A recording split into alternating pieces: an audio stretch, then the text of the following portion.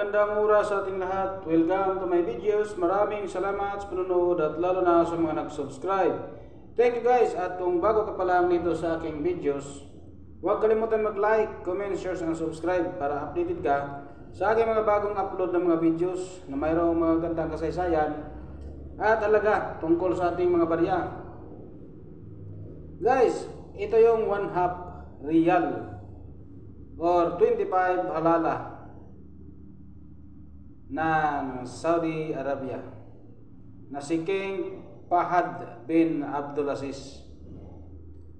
So bago tayo magpunta doon guys sa ating auction record, dahil nabinta ito doon ng napakataas na halaga at mayroon din nakalagay doon sa ating selling online sa eBay.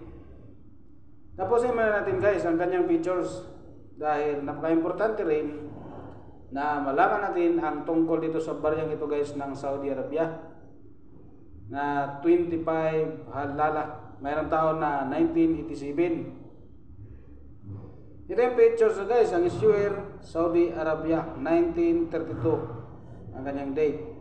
Si King Fahad bin Abdulaziz 1982 hanggang 2005. Ang kanyang type standard circulation coin.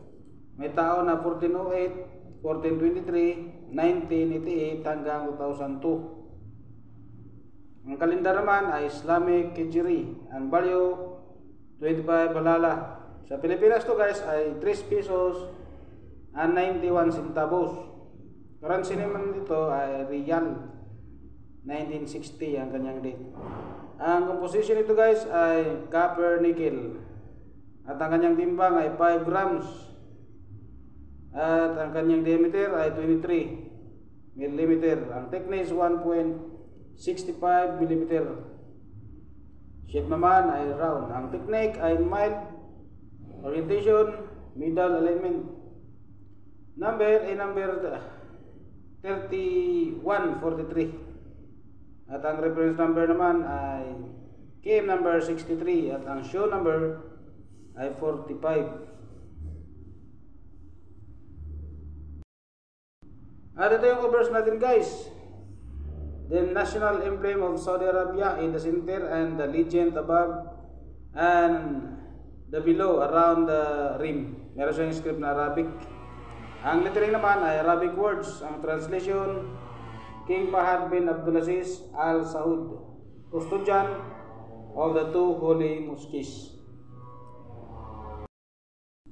At ito naman guys ang ating reverse. The denomination in terms of reals in the center and divides the denomination. Ang script naman ay Arabic. Ang lettering, Arabic words 25 and the year. Translation 25 halala or quarter real. 1408 ang kanyang year.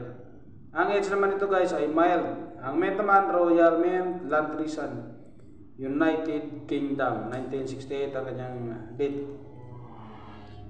Ating 1408 guys 1988 mayroon siyang 83%. Mayroon very good na 18 pesos, fine 26 pesos, very fine 30 pesos, extra fine 32 pesos. About uncirculated 58 pesos. Uncirculated is 58 pesos din. So meron itong 100 million kapiraso guys. Mintages 100 million, napakarami. So meron din siyang 0.9% guys sa kanyang main shape. At ang kanyang proof naman, proof sheet ay mayroong 1.3% sa 5,000 examples. At naka-display to guys sa ating selling online sa eBay guys na walang grado ay naka-display ng 889 pesos .35 centavos.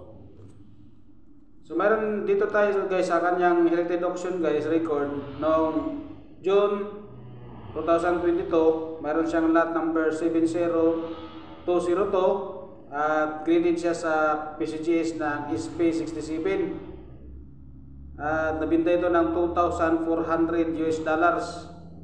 sa ating 25 halalas na 1408-1988 sa King Norton Mint Fahad bin Abdulaziz PCGS Specimen 67 KM number 63. This attractive superb gem fruit from the King's Norton Mint collections display dazzling strike quality and stunningly reflective surfaces. A wholesome examples from the late in the existence of the King's Norton Mint estimate $370 up to $500. So nabinta ito guys noong June 2022 sa ating heritage auction ng $137,352 pesos. Meron siyang grado sa galing sa PCGS ng SP67. So pag walang grado guys, at pwede rin kayo mag-display dito sa ating selling online sa eBay ng 889.35 centavos. Walang grado yun guys, ordinaryo lang. Basta walang ganong damage. So yun guys, ang mga nakuha nating informasyon tungkol dito sa ating 25 halalas ng Saudi Arabia. Maraming salamat sa panonood guys at God bless ating lahat.